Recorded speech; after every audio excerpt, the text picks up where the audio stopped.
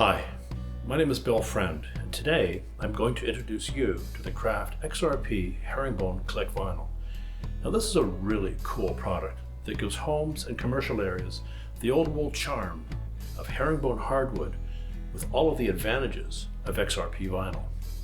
Now you're going to notice this product, just like regular hardwood herringbone, has right hand and left hand planks. You notice these are mirror image in their milling profiles.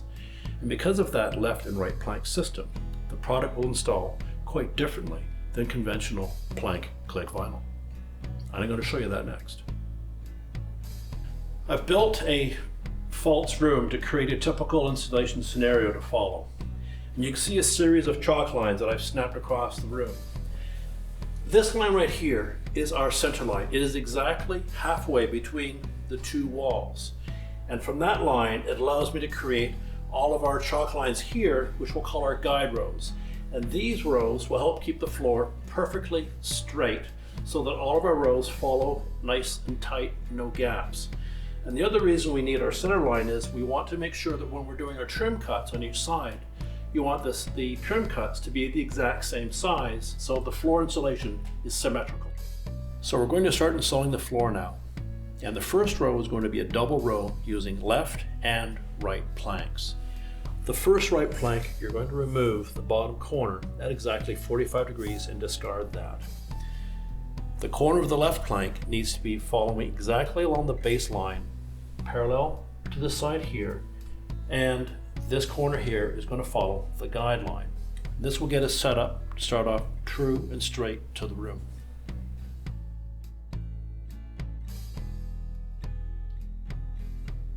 After every 6 to 8 planks, keep in mind that you want to use your hammer and your tapping block and tap along these seams here, along this seam here.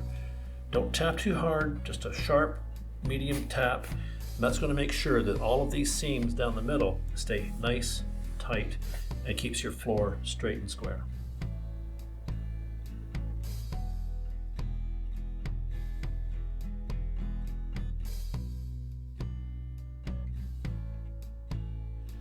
So our double starting row is now complete. And you'll notice that it's finished all the way to the very end of the room. And I will underscore that this is very important. This row must be completely installed as far as you can install it, without making any cuts, of course, before you start what we will call our third row. So row 1, left planks. Row 2 is right planks. Row 3 is going to be only right-handed planks. And this is where you'll be very impressed with the click system. Insert the plank, drop it in. Insert the next plank, slide it into place, drop it into play. Insert the next plank, slide it into place, and drop it into place. So you can notice on the third plank in this row, this plank is sitting up a little bit and it doesn't want to go down. And that's a very normal situation. That's because you've got a little bit of misalignment in these joints here that you can't really see. Your tapping block is your solution to that. Set your tapping block up, give it a couple light taps, and you can see how that plank just dropped right down into place in an instant.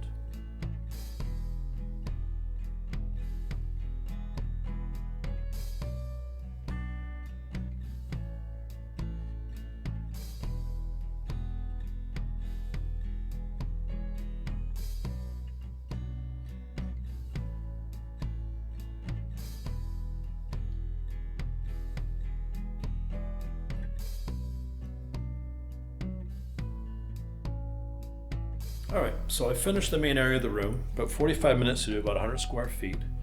Now I'm going to focus our time on how to do the cuts. And I'd like to start at the end of the room, filling in each V one by one. And there's a few little techniques that I'll show you next.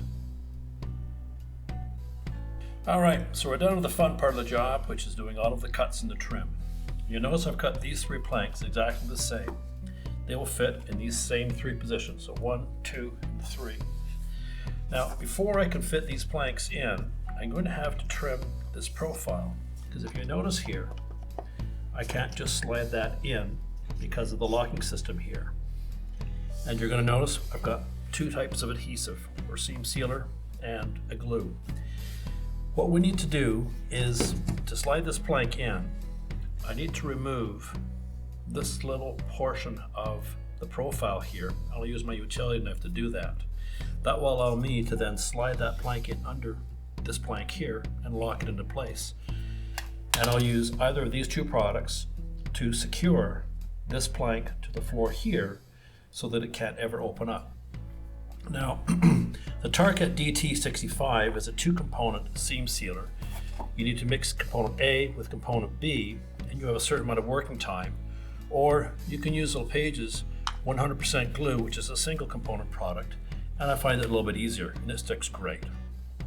All right, so we've trimmed off the profile. Oh, just a little spot here, I'm going to trim a little bit. All right, so I've removed the lip here so that this plank can slide in under this plank here. So let's get our plank in place. I'm not going to actually put the glue on, but you would place the glue into that little profile right there, and don't use any more than you need to. As you bring this plank up, this plank you can lift a little bit just to get the beginning of the overlap, but there's still a gap here. And to close that gap, put your foot down to hold that aligned. Take your tapping block, and you're going to need to tap fairly firmly. And by tapping this way, it will actually drive that board tight into this position here.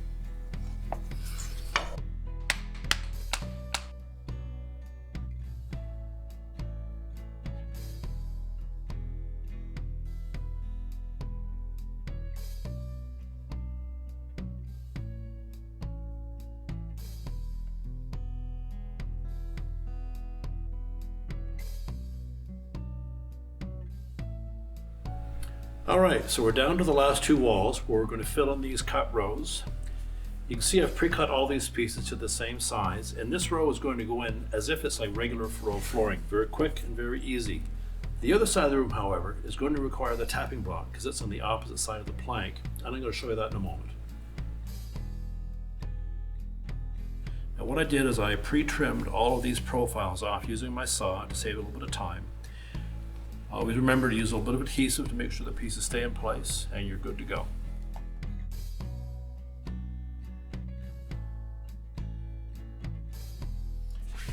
All right, well, as you can see, we finished the floor. I think the finished product looks absolutely amazing.